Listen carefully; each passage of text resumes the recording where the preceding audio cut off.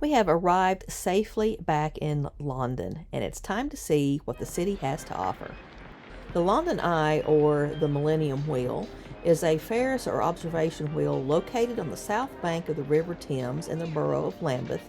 It was built as an architectural competition entry to create a new landmark to commemorate the millennium in London. Originally, the wheel was supposed to be dismantled after 5 years, but it remains today due to continued popularity. Mounted on the wheel are 32 cabins. This number corresponds to the 32 boroughs that, together with London, constitute Greater London. Many people recognize this landmark as Big Ben, but technically, Big Ben is the name of the bell.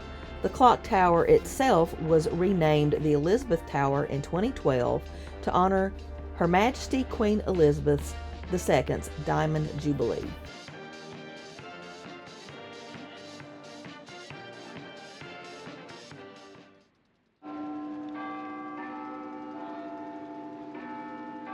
Westminster Abbey was originally a Benedictine abbey. The monks of the newly founded Monastery of St. Peter built St. Margaret's Chapel as a place for the local people to receive the sacraments and ministering of the church. Westminster Abbey itself is now considered one of the most important Gothic buildings in the country. It is also known as the Coronation Church and is the burial place of many famous people, including kings, queens, poets, musicians, scientists, and politicians. Order your tickets early if you would like to tour Westminster Abbey. St. James Park is London's oldest royal park. It was initially enclosed for a deer park near the Palace of Whitehall for King Henry VIII in the 1530s. Today, it is a lovely green space for both visitors and locals alike. On the north, the park is bordered by the Mall. The Mall is a wide processional route created in honor of Queen Victoria and links Buckingham Palace to Trafalgar Square. The Mall is frequently used for royal processions and other state occasions. The west end of St. James Park and the Mall terminates in front of Buckingham Palace at the Victoria Memorial, erected in front of the palace in 1924. This memorial shows Queen Victoria seated on a throne, surrounded by figures representing truth, courage, charity, victory, constancy, and motherhood.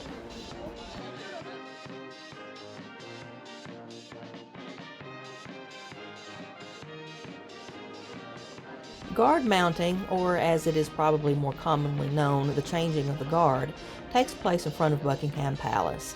If you want a really good view, you need to get there early, and I do mean early.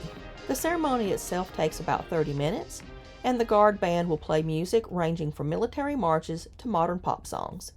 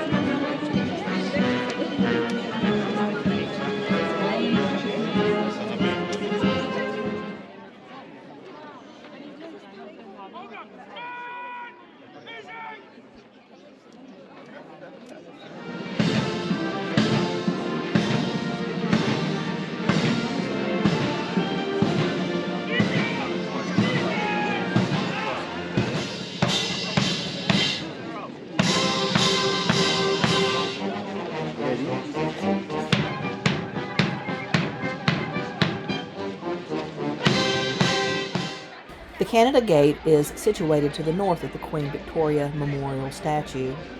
It serves as an entrance to the Green Park, one of 8 royal parks in central London.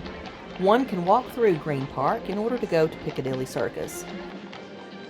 Trafalgar Square is so named in memory of Britain's victory in the Battle of Trafalgar in 1805. Nelson's Column was erected to remember the contributions of Admiral Lord Horatio Nelson, who was killed during the battle. Piccadilly Circus is a popular location for both tourists and locals for entertainment, dining, and shopping. The Eros statue in Piccadilly Circus commemorates the philanthropic work of Anthony Ashley Cooper, the 7th Earl of Shaftesbury. A short walking distance away from Piccadilly Circus, visitors can immerse themselves in a variety of cultural activities, including theater, Chinatown, and more. No, where's the Pikachu? Oh, there's a Pikachu.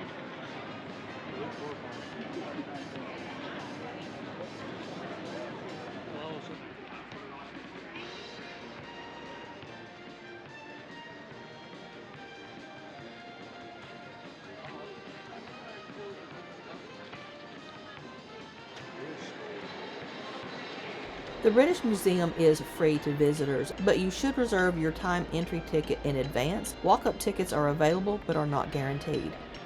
At the time of our visit, their most popular exhibit was the Rosetta Stone.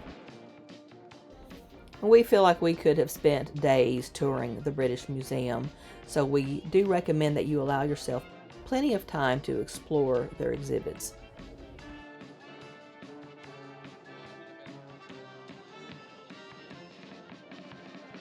I'm not sure that any self-respecting Potterhead can visit London without going to King's Cross Station, at least if you have the time. If you're planning on having your photo taken at platform 9 3/4, be prepared to wait for a while because the lines are typically long.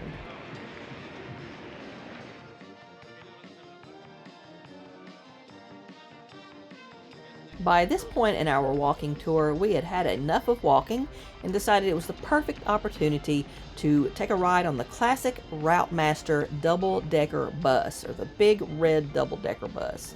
Oyster cards are basically smart cards that you use to pay for travel on public transportation, such as buses, trains, trams, and more.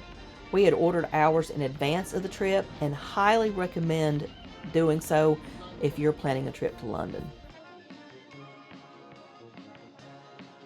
We chose to dine at the Flatiron for dinner, which was just a short walk from our hotel. The meal was delicious, the drink was refreshing, and dessert was an unexpected treat. This was the perfect way to recharge after an exciting day of touring. Come join us tomorrow as we enjoy the Queen's Walk as well as a tour of the Tower of London.